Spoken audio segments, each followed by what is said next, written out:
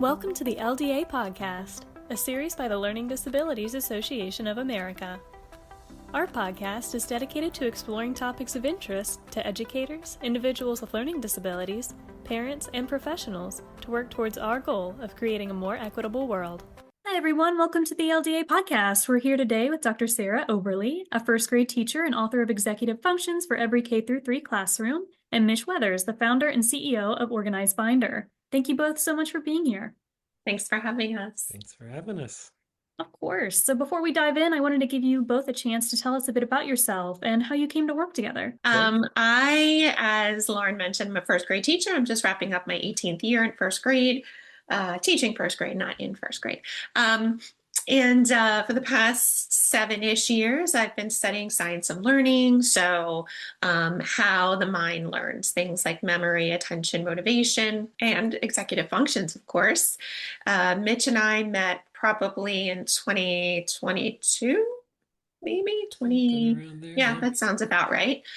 Because I heard one of his podcasts and I reached out and I said, you're the first person I've ever heard talk about executive functions in the context of general education. And I really wanted to learn more. And so we've been sort of collaborating across the country. I'm East Coast, he's West Coast ever since. Yeah, I spent most of my career as a 9th grade high school science teacher, a little bit of time in middle school before that. And you mentioned Organized Binder in the intro.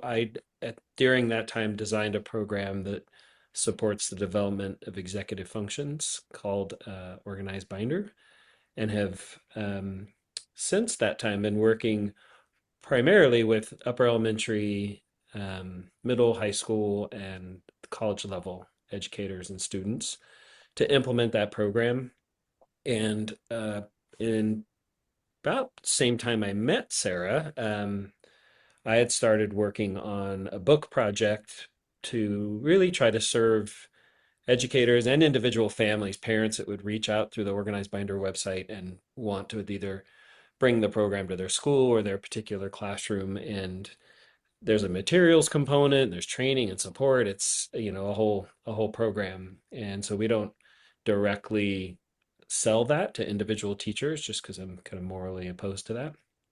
And yet I still wanted to provide value and serve those folks the best I could. And so my first step towards that was writing my first book, but it's Executive Functions for Every Classroom, grades 3 through 12. And when it came out, it's been really well received. It came out in 2024, but the overwhelming feedback were from Sarah and all her colleagues in the K-1, K-1, 3 space, those primary years. Like, whoa, this is great, but what about us? And so Sarah and I hatched a plan to do a follow-up book, but co-author it, and really kind of with a goal of translating the work in that first book into the primary years. And that just came out a couple of weeks ago. We're so excited to talk a little bit more about it and executive functioning in general. So you're both very executive function focused. Could you talk about what executive function encompasses just before we move forward? Sure. Executive functions are a set of interrelated cognitive processes, and they work together to support any type of goal-driven behavior. So anything that requires self-control, self-discipline, anything, it directs attention, and it also is responsible for impulse control as well. Thanks for that. So I wanted to talk more about what Mitch had mentioned, that Sarah, you had reached out asking what is there for K-3. What was the impetus behind wanting to know more about executive functioning and getting that out there for that age level? I mean, just being in the classroom for so long, every year it felt like we were seeing more and more challenges that were less content related and more learning behavior related, kids that were really having trouble not only paying attention, but orienting their attention, almost like they were in a daze, the mind wandering that is so locked in, it's hard to alert them out of it. So, really any type of engagement that we had, any any kind of instruction that we did, it really didn't matter unless we could get them to pay attention to us and to think about what they were learning. That has become really, really challenging. And so, after hearing Mitch, I just thought, this is what we need for the early grades because, not necessarily that all of the little ones have some kind of developmental problem, but they are at the age where this is when these cognitive processes, particularly the three core, which are working memory, inhibition, and cognitive flexibility, those are exploding at, 4, 5, 6, 7, 8 years old. And so we really need to learn about this in either pre-serve or in-service or pre-service education, and we don't. We really, it's only like the special education teachers that talk about executive functions, and even then, there's a lot of misconception. So I reached out to Mitch to say, I'm a general education teacher, but I'm seeing these concerns in my general education population. And it creates an obstruction to learning. I said, so we need this because we know for the little ones, we need our own scenarios, our own suggestions. We can't be clumped in with K-12, which we very often are. And it's hard for us as primary teachers to align to some of those examples. So I said, Mitch, hey, we need your help. Absolutely. Anything, Mitch, that you wanted to add to that? Yeah, to how we started working together and backing up, I was almost kind of haunted by the fact that so many, like for example, when the first book came out and even organized binder work, if you say, hey, this is a book study or this professional learning opportunity about executive functioning and executive functions, and you kind of throw it out to the district or through a county office of ed or so whatever, it was all the primary teachers that would sign up, right? And they get their book, and then we would start, and there was kind of a disillusionment a little bit, trying very hard to like pull things from the book study or the professional development. And there are definitely things that translate between both books. But as Sarah just mentioned, the respect that the primary grades need and deserve, we really wanted that to be this second book for those folks who, for me anyway, reaching out. And there's more to the story too. Sarah hosted a research ed conference in Delaware when she had first reached out, and she's like, I heard you on this podcast and you're talking about executive functions as a tier one and not special ed, and we need this, all the stuff she just said.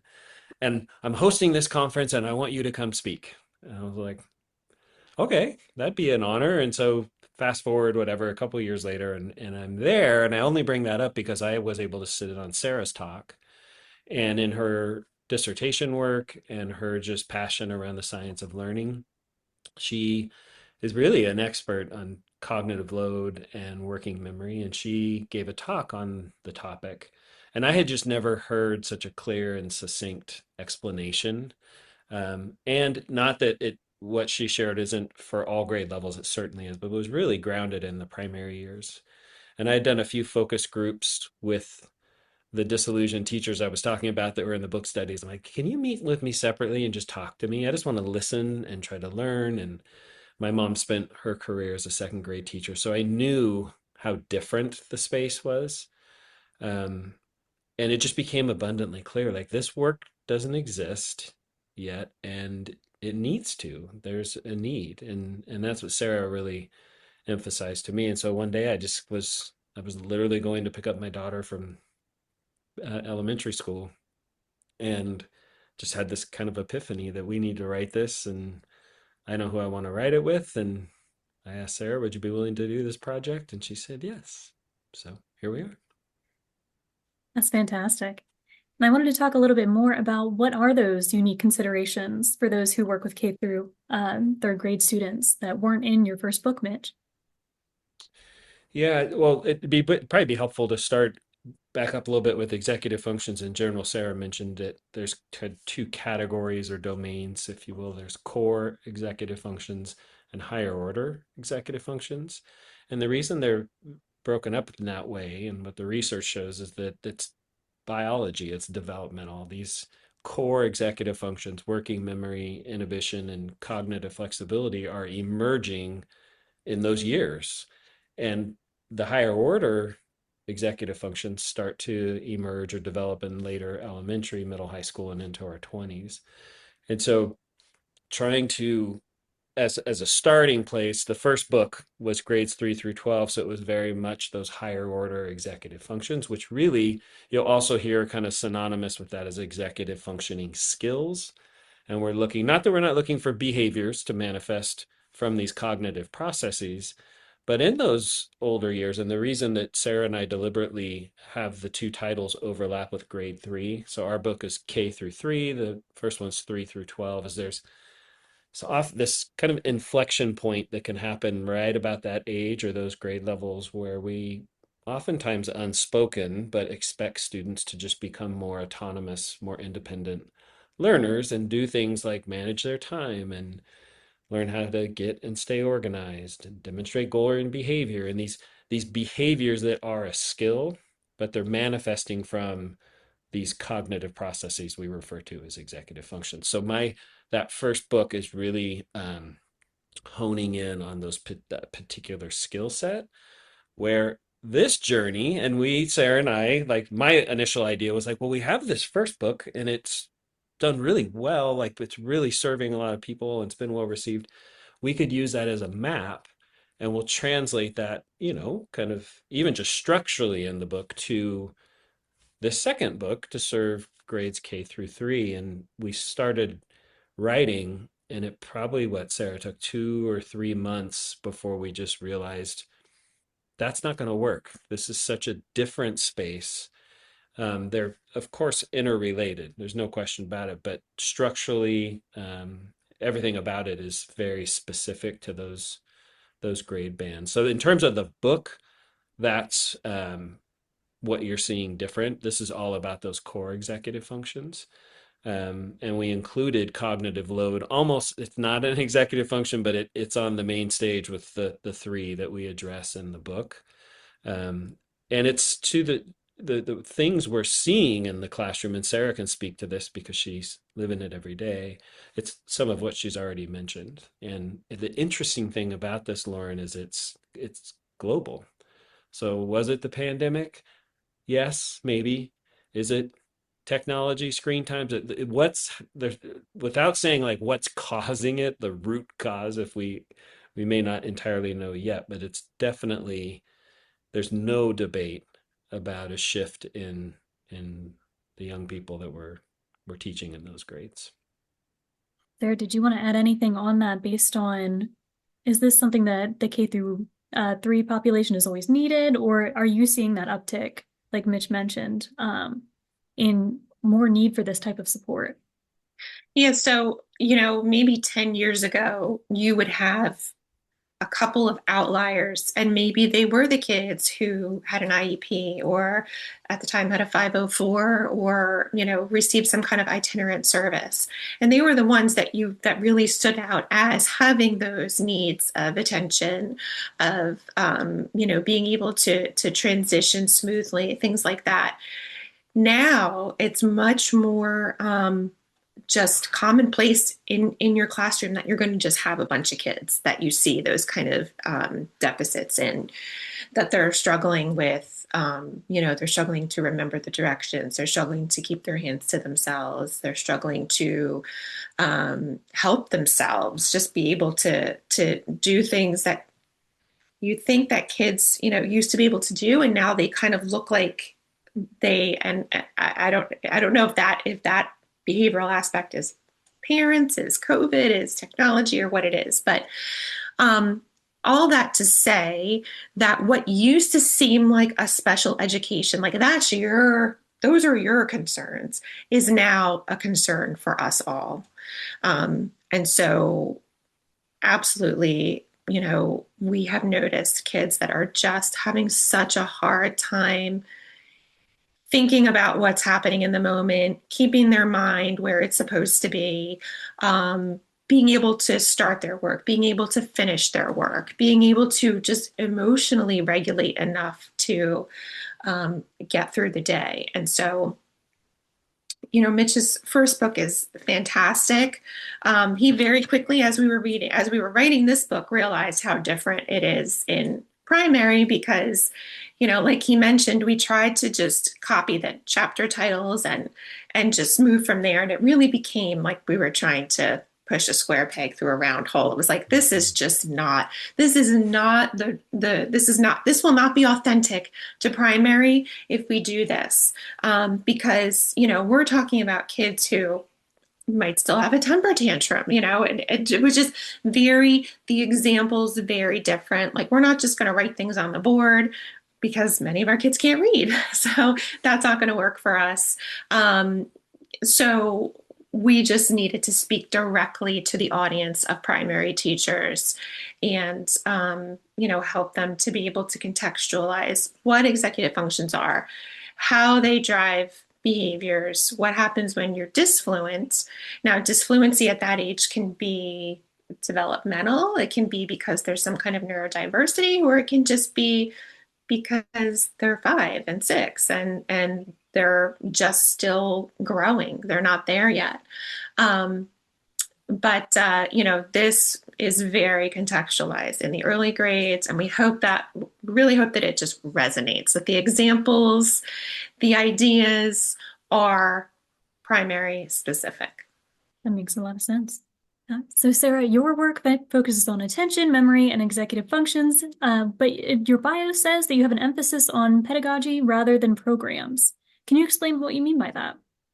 So what I mean is alerting teachers to information that I think that they should have learned in their training, whether it be, when they were in their pre-service university training or ongoing professional development, to professionalize their decision making. So I'm not saying like, here is a program that you need to follow, or here's a program that you need to facilitate with your students. This is not about anything prescriptive. It's not about me telling teachers what to do. It's about me empowering teachers with knowledge about how our students learn, which that is what we are supposed to do every day, is help our students learn. And the fact that we aren't really taught, how to plan instruction based on their working memory limits, how to set up a classroom that is in favor of their attention, things like that. So my goal is really just to say, here's this information, here's what it looks like. You use this in your context as you see fit with your students. Mitch, I want to give you a chance to respond to that too, based off of what you said earlier about organized binders, that you don't just want to sell somebody something and not let them know how to implement it. Do you want to talk about that? For sure. And it's worth noting that in both cases, both books, Organized Binder, we're not talking about or trying to unpack or explain a curriculum or even a program, or even though I use the word program for Organized Binder, it's not about lessons that you teach on executive function. Like, what are they? Why are they important? How do you develop them, etc. And that's true of the book that Sarah and I wrote. It's really about trying to create learning environments, curate our environments in very specific ways that lead to better executive functioning. Because if we were here talking about this really great curriculum that's going to develop executive functions in first graders, where is a teacher going to fit that in? If we're talking tier 1, gen ed, all kids on campus or across a district, teachers don't have time for that at any grade level. We usually don't have enough time in the school year to get through what we're tasked with teaching or want to teach. So this work is not adding to teachers' loads, which is like Sarah's distinction there around pedagogy versus programming, is just trying to equip educators with knowledge, like Sarah just mentioned, like professionalizing practice. Because in my experience, that's been many years doing this work. Teachers are like, why aren't we learning about this in our our teacher prep programs or in my master's program, or, why are so often you talk to veteran teachers like Sarah and I, and it's like, oh, I figured this out through like, you know, ignorance and an unwillingness to give up and like, iteration after iteration, like finally, oh, starting to figure some things out. We're hoping that we bypass all of that and say, why? Let's put, as I keep referring to in conversations, that these executive functioning glasses on and just look at my environment. We, in this book in particular, we frame it through the environment, our instruction, and our routines, right? So it's not anything new that or something else to do. It's considering those in very specific ways through this knowledge or this lens of executive functioning. And that's true of all the way, I mean, K-12 and into college. So Yeah, that's huge. So to build off of that a little bit, there's a focus on the science of reading right now, and now more recently, the science of learning. So how does your work in executive functioning fit into this framework, or if it does? As we discussed a little bit earlier, so there's 6 cognitive processes that make up executive functions. And Mitch had said that there's 2 different categories. The one that we focus on in the early years book is called the core executive functions. That is working memory, inhibition, and cognitive flexibility.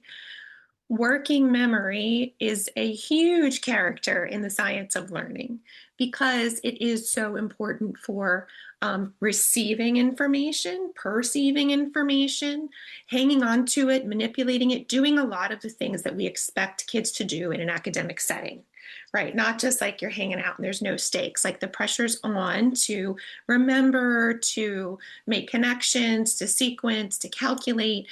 All of those things happen in working memory, and working memory is very, I'll say, limited. It's limited in how much it can hold, and it's limited in the amount of time it can hold, and it varies from minute to minute.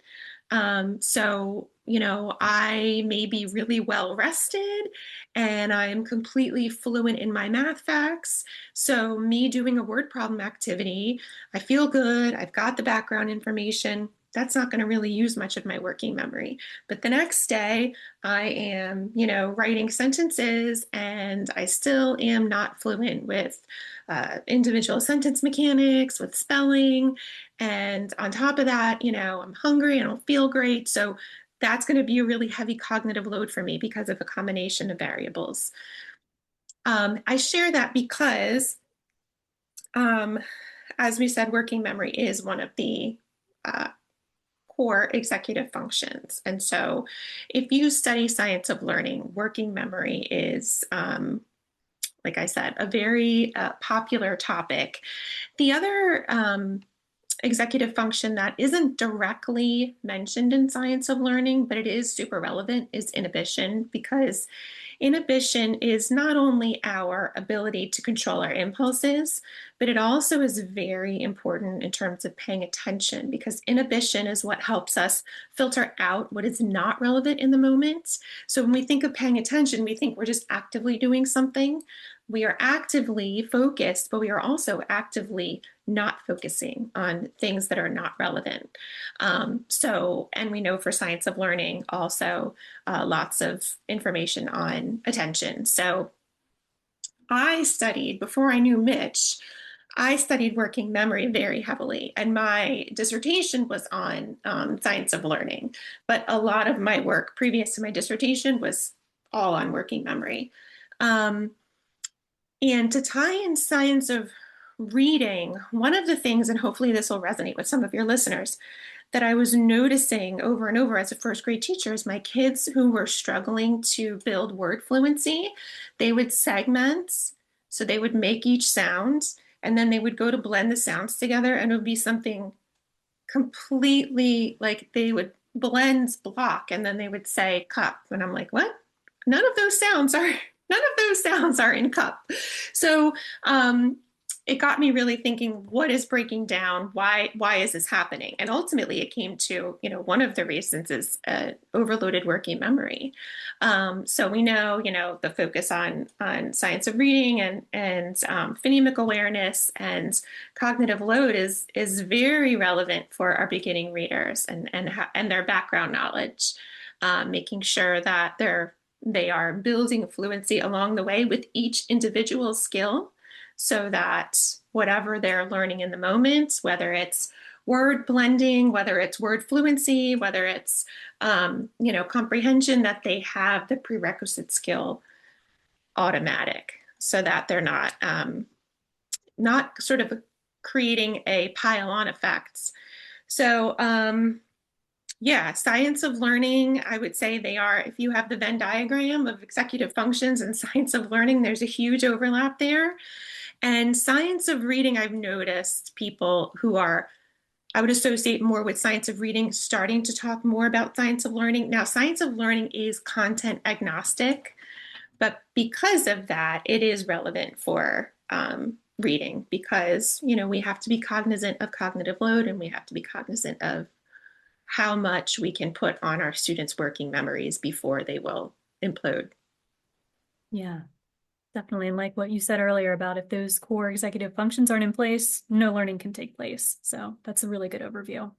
I've heard somebody, I think it was at a science of learning event, actually, a conference, where a speaker said that Sweller's cognitive load theory might be the most important thing every educator could be well versed in and know about, which is most of what Sarah was just saying, like this recognition that working memory is finite, it's contextualized, changes all the time. And when I put these particular glasses on, I'm trying my best to protect those limited resources so that students can manage themselves and be more likely to focus their attention on the things they're trying to learn. Yeah. Well, and then Mitch, before I let you both go, I wanted to ask you a bit more about Organized Binder. Did you want to have a minute to talk a little bit more about that? Sure. I love talking about that. It really stemmed from my early thinking. I didn't have the vocabulary, if you will, to explain what we're all talking about right now. But I just had this gnawing sense when I got into the classroom. I'm based in Northern California and taught at a large Title I public high school, and most of my students were multi-language learners. And funny enough, my master's degree is cross-cultural pedagogy. So here I am, technically, quasi expert. I'm supposed to know how to bridge this gap, and I didn't. I really didn't. But as I got to know my students in my first few years, it just became clear, like, oh, you're totally capable of doing this, being successful, but you're not being successful, and that means I'm not being successful. So what's missing? And I just started, of course, reading like crazy, voraciously devouring books, trying to just figure out, going to professional development, and trying to answer that question, like, how can I help these students be successful? And from that, through iteration, I had designed this system that really is predicated on a predictable daily routine. How we begin, how we transition, where we put our stuff, how we conclude, all that kind of doing school stuff that doesn't get in the way with the teaching of your grade level subject area or the content if you're in a secondary or in a college setting, which we have to be mindful of that because we already talked about the time crunch we all face. Um, and really what it comes down to, I call it, in the first book, I explained it as the three keys: clarity, modeling, and routine, where I'm going to clearly model, hence this physical binder that you can see, and there's a class sample. And that binder is the tool to participate or engage in this daily routine. And as a byproduct of each step of the routine, students get practice and exposure to these various executive functions. So we're going to start with how I explained it is, and it's not flexing like a muscle, but like flexing your working memory through retrieval practice and spaced retrieval every day. We're going to begin that way. We're going to conclude that way. And we know through Marzano and others' research that just the more opportunities to, or more exposures to what I'm learning. Another way, engaging my working memory, holding things in that cognitive, active cognitive space, the more likely I am to retain it. That process is important. So I don't want to have to start class and be like, okay, kids, think about this thing, because the more you think about it, and it doesn't work that way either. Like, get metacognitive. Like, no, it's got to be this byproduct of routine. Second step, we're practicing time and task management with the calendar. Third step, we're going to take a moment, 30 seconds to get organized every single day. And so it's really built on predictable learning environments. And as a byproduct of those, students get practice with and exposure to these executive functions, specifically the higher order. But all of that is rooted in everything Sarah just said, protecting working memory. So I talk about working memory front and center in the first book too, even though it is kind of a higher order executive function focus. Same thing with organized binder, because the more predictable the environment, the less of that cognitive bandwidth, which is working memory, I have to use to navigate the environment. So with organized binder, it's such a predictable environment that I don't even have to use words to explain. It's color coded. There's all this nonverbal visual cueing. And the beginning, its genesis was I was trying to reduce the amount of mental calories my multi-language learners had to use just to keep up, because I felt that it was an equity issue if it was a heterogeneous classroom, because you're translating everything you're hearing, everything you're reading, and the kid sitting next to you is not. How's that fair? They just have it because they speak that language. So um, it's everything Sarah just said, which is the second book, but I kind of focused at the higher order. And with organized binder, I'd mentioned like program with the materials. The other thing worth noting, that's different from the book Sarah and I just wrote and the first one, is there is kind of a program element. There is this physical binder. There's these materials. They're manipulating them. They're having to do stuff with them. And we could talk about all of that. But anytime you do have some type of programming or systems, teacher load is a real thing too. And so what I didn't want to do is, with organized binder you're asking about, is say, hey, here's what we know, here's the research, here's the programming. Now go create this program and maintain it, and all that stuff can trip up or get in the way of getting to the work of it all. And so with myself and my team at Organized Binder, like if Sarah was implementing Organized Binder in her classroom, there'd be a bind that we call them student bundle. They get everything they need for the entire school year. We engage in the ongoing training and support of teachers, and they can just focus on the work as opposed to having to create something. So that's a little bit about it. Yeah. Well, I wanted to thank you both so much for being here today. And I wanted to give you both a chance, not to put you on the spot, but if there's anything that I didn't ask that you wanted to talk about before we wrap up. I would just say, I think, primary teachers are teaching the foundation for an academic career. So it is so important that during those years, our students are successful. And so we hope that this book really makes primary teachers feel seen and valued, and speaks to the world that, hey, we're important. We need our own context, and executive functions are important for everyone, even adults. But for our little ones who are just developing their identity as a student, in addition to all the content that we teach, we hope that this is super helpful, and we thank all the primary teachers for what they do. I'll echo that, Lauren. We really wanted primary teachers to be heard and seen. And my journey with Sarah in writing this book, it's funny, I kind of mentioned my mom before. It became very evident to me that secondary teacher every secondary teacher would benefit from spending some time in a really gifted primary teacher's classroom that's equipped with additionally this executive functioning knowledge. Just the intentionality, the chunking, the everything they do. So yeah, I just want to echo what Sarah's saying, that that it really is different and it's the most important.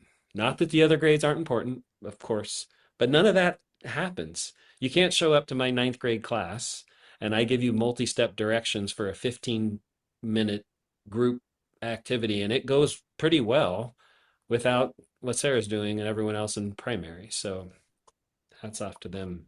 I want you to be heard and seen through this book. So Absolutely. So glad you both brought up that point. That's so key. And thank you so much for your work and for these books that I think are going to help a lot of educators and their students. And I wanted to thank you again for your time and for being on the podcast. It was a pleasure to have you. Thanks, Lauren. Same. thanks, Lauren. It was fun. Nice chatting with you.